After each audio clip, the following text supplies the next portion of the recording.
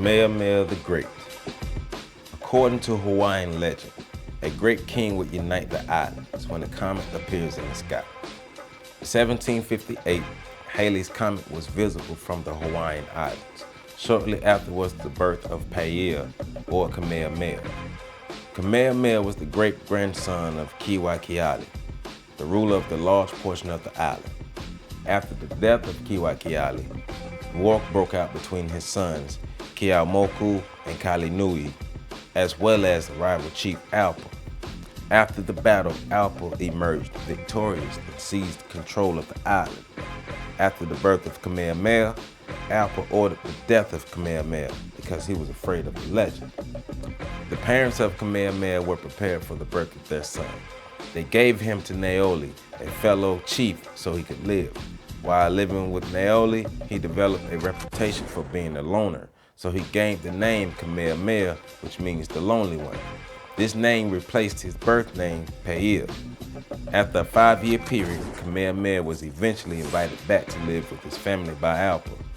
Years later, Alpa died and his crown was given to his son, Keaumoku. Kalaniʻopuʻu, the brother of Alpa, had his eye on the crown. Once war broke out, this was a battle at Keaumoku Bay, where Kalaniʻopuʻu, backed by Kamehameha, slayed his nephew, Keaumoku, and gained control of the island. For his loyalty to his uncle in the battle, Kamehameha was made the aide of Kalaniʻopuʻu. In 1779, on a trip to Keaumoku Bay with Kalaniʻopuʻu, Kamehameha encountered white men for the first time.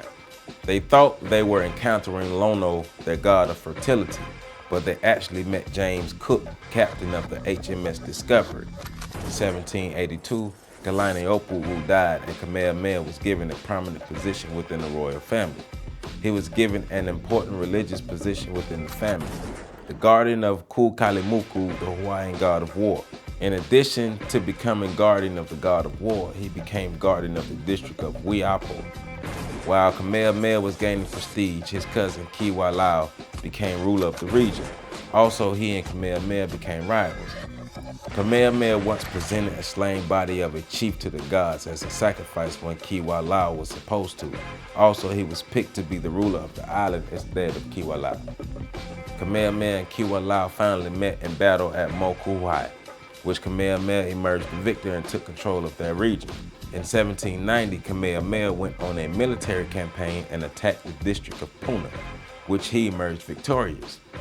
While Kamehameha was away, an uprising emerged led by Keaumoku, the brother of Keaumoku. As he did before, Keaumoku escaped the wrath of Kamehameha and fled past an active volcano which erupted and killed a third of his army.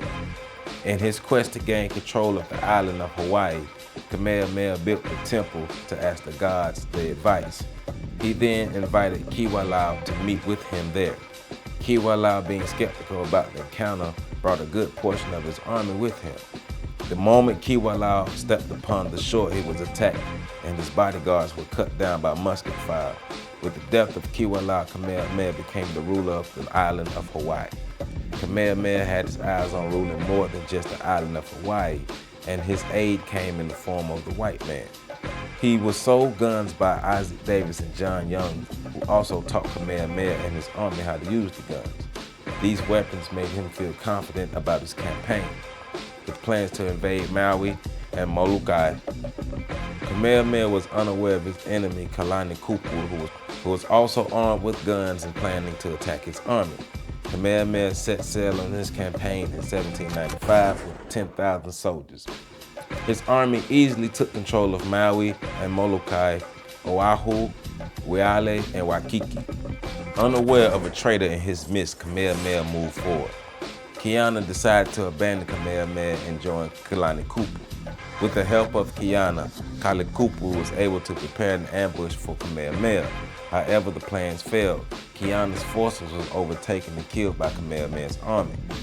Now the ruler of all islands except Keawe and Niahu, his next step was to overtake the remaining 2 islands. His first attempt in 1796 failed because of a rebellion in Hawaii. His governor Namakia was leading the rebellion, which was soon suppressed.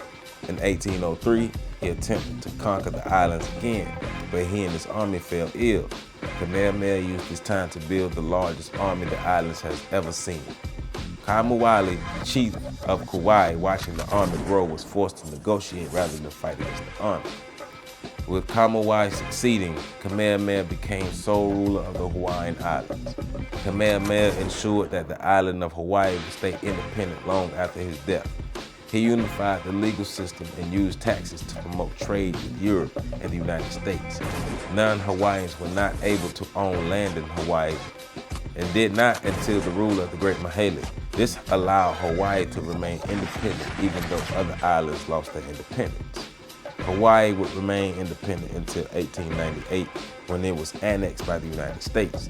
Kamehameha established the law of the splintered paddle, which ensured the safety of non-combatants during the time of war. This law was the first law established in Hawaii and it still stands today.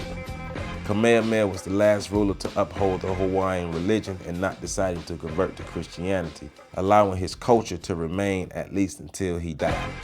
In 1819, Kamehameha died, but left a legacy legends are made of. Fulfilled the prophecy of the king born during the coming of the comet to unite the island of Hawaii.